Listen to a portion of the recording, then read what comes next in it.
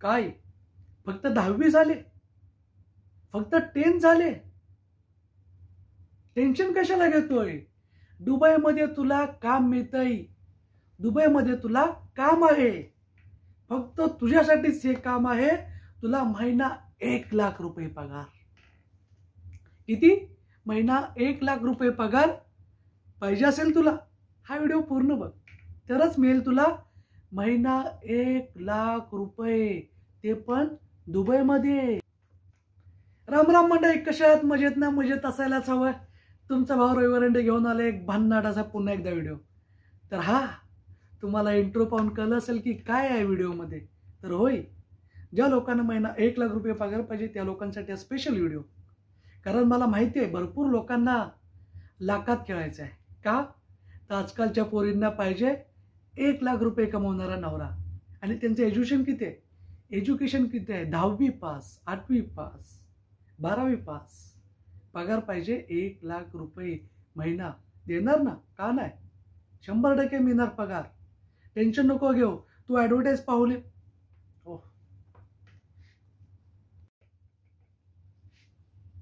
तू advertise पाहिलीस ना? लिहिले ना त्याच्यावरती 1,00,000 रुपये पगार देणार. हा शब्द आहे आपला. देणार म्हणजे देणार. कुठे पाहिजे तुला? कॅनडात पाहिजे, दुबईमध्ये पाहिजे, USA पाहिजे, कुठे पाहिजे? तू फक्त बोल. 1,00,000 देणार पगार. 1,00,000, इंडियाचे 1,00,000. कळतंय का? 1,00,000 म्हणजे किती झाले? किती पैसा आहे? अरे काय झालं? मिळतो का पगार? 10वी पास, 8वी पास, एवढा पैसा, ते पण काम करून. बिझनेस ठीक आहे, आपण मानू बिझनेस करतो एखादा, तर त्याला 1,00,000 रुपये मिळू शकतो. 1,00,000 काय 2,00,000, 10,00,000 मिळतील जर बिझनेस करताय तर. जॉब वाल्याला कुठे हो? ते पण दुबईमध्ये. बिलकुल नाही, बिलकुल नाही. आता तुम्ही बोललात, अरे काय बोलतोयस तू? व्हिडिओची सुरुवात केलीस 1,00,000 रुपये पगार देतोयस आणि काय बोलतोय व्हिडिओमध्ये? का? तर हा व्हिडिओ तुम्ही पूर्ण पाहा म्हणून. कारण भरपूर गैरसमज आहे तो लोकांचे. दुबईमध्ये 1,00,000 रुपये पगार देतो या, दुबईमध्ये 1,50,000 रुपये पगार देतो या, 80,000 पगार देतो या. शिक्षण किती? 8वी पास, 10वी पास. अरे काय लोकांना किती एडं बनवायचं? किती? आणि हे एडं कोण बनवतं? हेच यूट्यूबर, जे सोशल मीडियावरती येऊन दुबईबद्दल काही पण करतात. म्हणजे गैरसमज बोलतो ना आपण, पसरवणं, त्यातला भाग आहे. आणि कोणासोबत असं झालंय का? झालंय? कमेंट बॉक्समध्ये मेसेज करून सांगा मला की होय माझ्यासोबत असं झालंय. मला बोलला होता मला 1,00,000 रुपये पगार देईल, दुबईला नेतो, परंतु मला 1,00,000 भेटला नाही, साधे 50,000 पण भेटले नाही. असं झालंय कोणासोबत? कमेंट करा मला. असं होतं, भरपूर लोकांसोबत होतं, फ्रॉड होतात. 10वी पास आहात तुम्ही, 8वी पास आहात तुम्ही, विचार करा ना हो. आपल्याला इंडियामध्ये काय काम मिळेल? काय मिळेल काम? हाऊसकीपिंग, सिक्युरिटी गार्ड, वॉचमॅन, कदाचित ऑफिस बॉय आणि बाकी कोणत्या तरी फॅक्टरी वगैरे असेल त्याच्यामध्ये, डिलिव्हरीवाला असेल त्याच्यामध्ये. चला मी बोलतो ऑफिसमध्ये भेटले, पगार किती मिळेल? 10वी पास, पगार किती मिळेल? मुश्किलीने 11,000, 10,000, 15,000, 16,000, 20,000, जास्तीत जास्त 20,000. 20,000 पकडू जास्तीत जास्त. मग विचार करा ना, जर आपल्या इंडियामध्ये 10वी पास, 8वी पास, एज्युकेशन मॅटर करतं. काही ठिकाणी एज्युकेशन मॅटर करतं, एक्सपिरियन्स मॅटर करतो. परत सध्या आपण एज्युकेशनवरती बोलतोय. 10वी पास आहात तुम्ही आणि तुम्हाला जर पगार इंडियामध्ये जर मिळत असेल 10,000, 15,000, 20,000, जास्तीत जास्त 20,000, तर तुम्हाला दुबईमध्ये 60,000, 70,000, 80,000, 1,00,000 कोण देलो? विचार करण्याची गोष्ट आहे ना. पण नाही, आपल्याला पाहिजे पैसा जास्त, पैसा मोठा. बँक असे बोलतो ना, काय बोलतात ते, पैशाच्या गंड्या पाहिजेत, गंड्या. अरे बाबांनो, कुठने भेटतील? मी कोणालाही डिमोटिवेट करत नाही. गैरसमज दूर करा. तुम्हाला वाटेल हा काय बोलतोय व्हिडिओमध्ये, डिमोटिवेट करतोय मुलांना, तर असं नाही आहे. तरुण पिढीला डिमोटिवेट करणं हे मला जमत नाही, कारण मी स्वतः तरुण आहे. 24 वर्षाचा आहे मी स्वतः तरुण आहे. मी कोणाला डिमोटिवेट करत नाही, परंतु मला रिअल फॅक्ट जी सत्य आहे ते मला सांगायचे आहे तुम्हाला. कारण तुम्हाला अजून सुद्धा वाटतंय मी 10वी 11वी झाले माझे, मला दुबईमध्ये जाऊन 1 लाख 1 लाख रुपये 70 80 हजार रुपये पगार मिळेल, असं नाही मिळतो. मी तुम्हाला सांगतो, ज्यांना 10वी झाले ना, 8वी झाले, त्यांना दुबईमध्ये काय काम मिळतं. हा फॅक्ट सांगतो मी तुम्हाला व्हिडिओमध्ये. काय काम मिळणार. तुमची 10वी झाले 8वी झाले, तुम्हाला लेबरमध्ये काम मिळेल. दुसरं काम मिळेल तुम्हाला, हाऊसकीपिंगमध्ये काम मिळेल. पगार किती आहे, किती पगार आहे. 1200 दिरहम, 1300 दिरहम, 1500 दिरहम, जास्तीत जास्त 1500 दिरहम. 1500 दिरहम तुमचा पगार आहे. 1500 दिरहम म्हणजे आपले इंडियाचे झाले 30,000. राऊंड फिगर 30 पकडा. ओके. तर आता 1500 मधले तुमचा खर्च काय.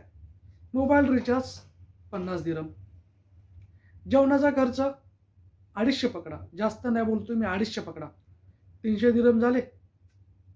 आता होतं काय, हे झाले फक्त आपलं जेवणाचे आणि मोबाईलचे. कधी आपल्याला काही बाहेर कुठं गेलो, काही फिरायला गेलो, काय गेलो, 100 पकडू, 100 दिरहम, 400 दिरहम झाले. तुम्हाला पगार आहे 1,500 दिरहम. किती, 1,500 दिरहम. 400 दिरहम तुमचा खर्च झाला, राहिले किती, 1100 दिरहम. 1100 दिरहम म्हणजे आपल्या इंडियामध्ये झाले त्याचे 22-23 हजार रुपये. 23. मग त्या 23,000साठी मी काय सांगतोय, हे 23,000 कोणाला, जे चांगल्या पोस्टला असतील, म्हणजे लेबरमध्ये पण जो चांगल्या ह्याच्यामध्ये असेल. कारण लेबरमध्ये मोस्टली 1200-1300 पगार दिला जातो. त्याच्यामध्ये जेवण वगैरे सगळं त्यांना करावं लागतं. रूम दिली जाते, कंपनी अकोमोडेशन ट्रान्सपोर्टेशन फ्री करते, परंतु ह्या बाकीच्या गोष्टी आहेत त्या तुम्हाला स्वतः कराव्या लागतात. कळतंय का. त्यामुळे जर तुम्हाला 1200 दिरहम, 1300 दिरहम, 1500 दिरहम पगार मिळतोय, तर त्यातलं तुमचं 400-500 रुपये असंच जात असतील. महिन्याला जर 20-22 हजार सेव्हिंग राहत असेल, तर मग दुबईमध्ये याची काय गरज आहे. हा पगार तुम्हाला इंडियात मिळतोय, मिळेल की नाही, 100% मिळतोय. इंडियामध्ये मिळतोय पगार तुम्हाला. आजकाल तुम्हाला सांगतोय काय, 20,000 तुम्हाला कमवायचे आहेत. आता जे मुंबईमध्ये आहेत त्यांना माहिती असेल, हातगाडी ओढा, हातगाडी काम करा, तुम्हाला 25-30 हजार रुपये असे महिन्याला सुटतात तो खर्च काढून.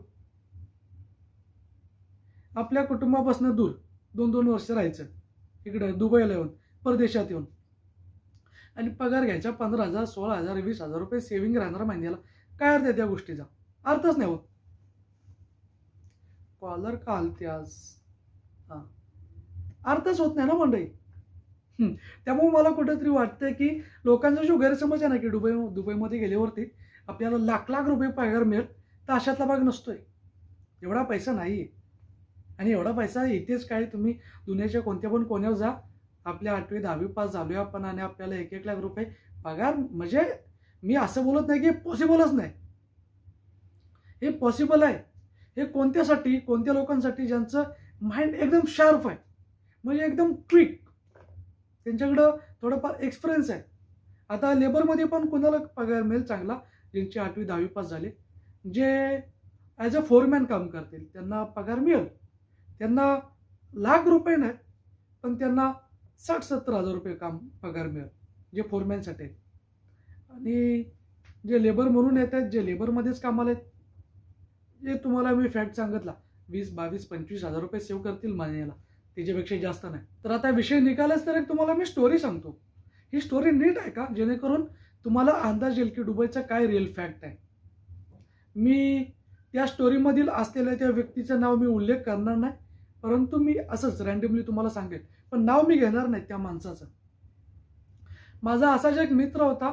त्या मित्राने मला असाच कॉल केला की अरे भाऊ, माझा एक मित्र आहे, तर त्याला दुबईला यायची खूप इच्छा आहे, तर त्याला काही प्रश्न आहेत, तर त्याला ते दूर करायचे आहेत तुझ्याशी बोलून. म्हटलं काय हरकत नाही, म्हटलं सांग मला कॉल करायला. तर मला त्याने कॉल केला आणि त्याने मला काही गोष्टी विचारले की हॉटेल मॅनेजमेंट मी नाही केलेलं, माझं एज्युकेशन एवढंच आहे, परंतु मला हॉटेलमध्ये वेटरसाठी जॉब मिळतोय म्हणजे माझा ऑलरेडी एक मित्र तिथे दुबईमध्ये काम करतोय चांगल्या हॉटेलमध्ये, त्याला पगार महिन्याला 70-80 हजार रुपये मिळतोय. तर बोलतो मी, आणि बोलतो 70-80 हजार रुपये फक्त फ्रेशर आहेत त्यांना मिळतोय. तर होतं म्हणजे काय होतं माहिती आहे का मंडळी, इकडे जे मोठे मोठे रेस्टॉरंट आहेत ना, मोठे मोठे हॉटेल्स, तिथे टिप मिळते. आणि ती टिप कुणाला मिळते, म्हणजे ते लिमिटेड पर्सन असतात ते भेटतात. फॉर एक्झाम्पल जे नाही का आपण ऑर्डर वगैरे घेतो ना, त्या लोकांना टिप मिळते. तर टिप मिळून पण 80,000 रुपये 70,000 रुपये म्हटलं कुठेतरी हे घोळ वाटतोय मला, कारण एवढी टिप नाही मिळत जेवढे सांगितलं गेलं. कारण होतं काय, एवढे एम्प्लॉय असतात ना की आपण आपल्या इंडियामध्ये चालतं बघा नाही का, आपण कोण पण कुणाला पण अटेंड करते. इकडे असं नसते. इकडे आपण एकाला अटेंड केला तर आपण त्या एकालाच अटेंड करायचं जोपर्यंत त्याचं पूर्ण होत नाही, अशातला भाग असतोय. त्यामुळे कुठेतरी मला हे वाटलं की बाबा, मी त्याला एक्सप्लेन केलं, म्हटलं हे बाबा मला कुठेतरी फसवण्याचा धंदा वाटतोय, कारण तुला 70-80 हजार रुपये जर तुला देत असेल फक्त वेटरमध्ये, तर म्हटलं कुठेतरी हा तो बोलला की ते टीप वगैरे मिळते, हे सगळं पकडून 80,000 रुपये होईल, 70,000 रुपये होईल. म्हटलं ठीक आहे, टीप मिळते, त्यातून पण म्हटलं तू येणार सुरुवातीला नवीन, आणि म्हटलं तुला ना काय माहिती असणार दुबईची, ओके, तुझं कम्युनिकेशन थोडंफार 19-20 असेल, म्हटलं त्यातनं तुला एवढा खरंच मिळणार आहे का पैसा.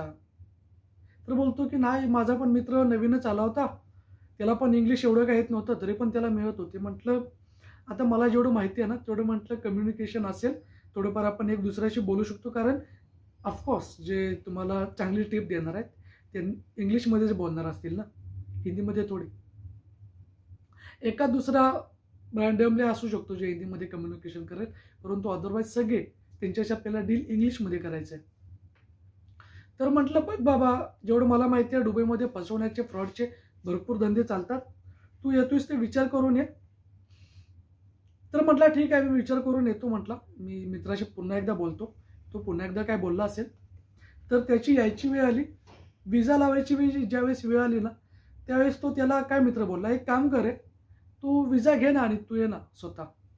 तर मला त्याचा फोन, बघा मी मध्ये अडकतोय. जो मित्र त्याला घेऊन येणार होतो ना, तो काहीच अंगावरती घेत नाही, काहीच जबाबदारी घेत नाही. मला फोन केला, बोलतो अरे विजा लावायचा होता, तुला काय माहिती आहे का. म्हटलं ठीक आहे, काय मुश्किल नाही, म्हटलं प्रॉब्लेम नाही, मी करतो विजाचं. मी त्याला विजासुद्धा लावून दिला. विजा घेतला, तो आला दुबईमध्ये, त्या मित्राकडे गेला. त्याच्यानंतर त्याचा मित्र बोलला की 1 आठवड्यात तुला मी कामाला लावणार, 1 आठवडा. आणि त्याने त्याच्याकडून काय पैसे पण काढून घेतले होते, म्हणजे जो मुंबईवरून आला होता ना आपल्या, त्याच्याकडून. कामाला तर काही लावलं नाही, काम तर काही भेटलंच नाही. मला यायचे ते पोराचे फोन, यार भावा बघ यार कामाचं काय होतं का, कुठे काय. मी पण त्याला सांगायचं रे, मी त्याला एक्सप्लेन पण केलं, मी तुला ऑलरेडी बोललो होतं की या अशा प्रकारचे धंदे इकडे घडतात, त्यामुळे जरा विचार करून ये. मी त्याला एक ऑफर पण केली कामाची, तिच्यात पगार कमी होता, परंतु त्याला नाही. कारण होतं काय हो, आपण ही तरुण पिढी आहे ना, ती अपेक्षा करून येते की मला 70,000 रुपये, तो बोललाय ना समोरचा 70,000 रुपये देईल, मला 70,000 भेटणार आहेत तिथे, मी 70,000च कमी होणार आहे. मग त्या हिशोबाने कॅल्क्युलेशन होतं. मी चालू आहे 2 वर्षासाठी, मला पगार मिळतोय 70,000 रुपये, मला महिन्याचा खर्च आहे 20,000 रुपये, 50,000 रुपये मी वाचवते. तर 50,000 गुणिले 2 वर्षाचे झाले 24, 50 गुणिले 24 किती होत आहेत. अरे एवढे 5 लाख, 6 लाख, 7 लाख रुपये मी वर्षाला सेव्ह करेन. मी 2 वर्षात 7 लाख रुपये सेव्ह करणार, मी इंडियामध्ये येणार, 7 लाखाचा मी मस्तपैकी बिझनेस करणार. हे मेंटॅलिटी असते, आणि हीच मेंटॅलिटी त्या मित्राची होती. त्याला वाटलं की एवढा पगार मिळेल, परंतु दुर्दैवाने तसं नाही झालं, आणि कुठेतरी त्याला रिटर्न जावं लागलं. आणि हा सांगायचं झालं तर आत्ता त्याचं चांगलं चाललं आहे, आता इंडियामध्येच त्याचं चांगलं आहे. आता बोलतो की यार भावा, मी तुझं त्यावेळेस ऐकलं असतं तर माझा एवढा पैसा खर्च नसतं झाला. ठीक आहे, होतं, इट्स पार्ट ऑफ लाईफ. लाईफमध्ये आपल्याला काहीतरी शिकायला मिळतं. ठीक आहे, त्याचा पैसा गेला, पण त्याला शिकायला भेटलं की आपण बोलतो ना बाहेरच्या देशामध्ये जॉब मिळेल, ते किती अवघड आहे, त्याला कळलं त्या व्हिडिओ, त्याच्या एक्सपिरियन्सच्या माध्यमातून. असंच असते. म्हणून मी तुम्हाला कायम बोलत असतो व्हिडिओमध्ये पण, तुम्ही जर दुबईमध्ये येण्याचा प्रयत्न करताय, तो कुणाच्या काय बोलतात बोलवणं म्हणजे नाही का, बोलण्यावर येऊ नका हो की हे काम आहे काय, असं नसतंय. काही एजंट लोक फ्रॉड निघतात, काही एजंट लोक चांगले निघतात, परंतु ज्या कन्सल्टन्सी असतात ना, त्याचे तुम्ही ऑलरेडी जरा गुगलला सर्च करा, रिव्ह्यू चेक करा. रिव्ह्यू जर पॉझिटिव्ह असतील तरच तुम्ही त्याच्यामध्ये रिस्क घ्या. अदरवाईज कुठेतरी तुम्ही फसू शकता असं मला वाटतं. त्यामुळे जरा विचार करून या सगळ्या गोष्टी करत जा. मी डिस्क्रिप्शनमध्ये नंबर द्यायला सुरू केलं होतं ऑलरेडी, परंतु त्याच्यानंतर मला भरपूर लोकांचे मेसेज येतात, कॉल येतात. परंतु असं वाटतं रे की चला त्यांना दुबईला यायची इच्छा आहे, आपण मदत करू. पण होतं काय, ते दिवस बघत नाहीत, रात्र बघत नाहीत, कधी पण कॉल करायला चालू करतात, कधी पण मेसेज. होतं काय, मी ज्यावेळेस ऑफिसमध्ये असतो, कधी कधी काय असतं, मॅनेजर असतात सोबत, सुपरवायझर असतात, आणि आपल्याला कसं सगळं बोलतो ना आपण कधी पण एवढं परफेक्ट राहायचं ना की समोरच्याला आपल्याला कधी बोलायची संधी नाही दिली पाहिजे, अशातला मी आहे. आणि मी कधी पण सुरुवातीला माझ्या जॉबला, कारण ती माझी रिस्पॉन्सिबिलिटी आहे, मी त्याचे मंथली ते मला पैसे पे करतात, तर मला त्यांचं बोलतो ना आपण केअर केली पाहिजे. त्यामुळे मला कुठेतरी हे होतं, आणि मला सारखं ते कॉल मेसेज येत राहतात, त्यामुळे कुठेतरी डिस्टर्बच होतो. तर मी थोडा आता काही दिवस नंबर ॲड करायचा बंद केला आहे, त्यामुळे सध्या कॉल कमी झाले.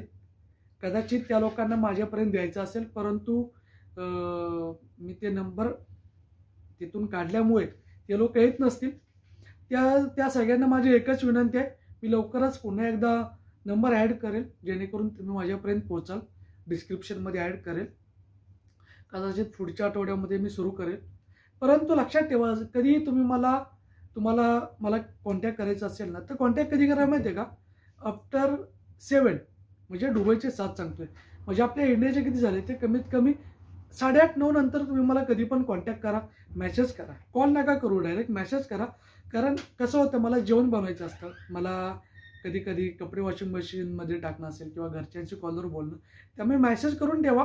मला वेळ मिळेल त्यावेळेस मी नक्की तुम्हाला कॉन्टॅक्ट करेल. आणि माझी सवय आहे, मी प्रत्येकाला रिप्लाय करत असतोय. जे मला नवीन नंबर येतात ना, आपल्या चॅनलच्या सबस्क्रायबर, मी सबस्क्रायबर फॅमिली असते, त्यांना रिप्लाय करतच असतोय. त्यामुळे बघा, विचार करा, यायचं असेल तर हा व्हिडिओ पाहिला असेल तुम्ही पूर्ण, तुम्हाला रिअल फॅक्ट काय हे कळलं असेल. त्यामुळे कुणाच्या बोलण्यावरून 1 लाख रुपये पगार मिळतोय, 2 लाख मिळतोय म्हणून दुबईला येत आहे, तर असं येऊ नका.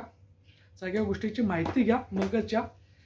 तर हेच या व्हिडिओ सांगायचं होतं. जर व्हिडिओ आवडला असेल तर आपल्या व्हिडिओला लाईक करा, शेअर करा. भेटू अशाच एका नवीन व्हिडिओत. तोपर्यंत tata, bye bye, see you.